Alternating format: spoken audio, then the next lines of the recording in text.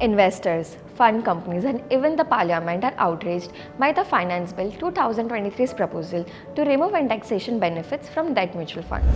While stakeholders agree that this move has further streamlined tax policies, they contend that market linked products must be subject to a different income tax than pure fixed income investments like bank fixed deposits. So, what exactly has changed? On investment made on or after April 1, 2023, the indexation benefits on long-term capital gain on debt mutual funds will no longer be available. Instead, debt mutual funds will now be taxed at the individual's income tax slab rate.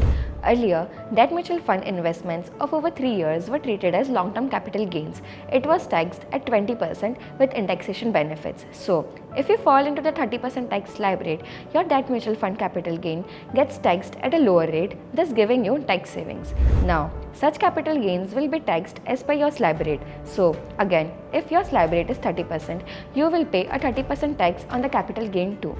As a result, without indexation benefits, debt mutual funds have become similar to banking and other fixed income products. The Compass is here to break down this unexpected move with simple yet powerful numbers. Don't miss out on your chance to let the right numbers lead the way. Grab a copy of the Compass now.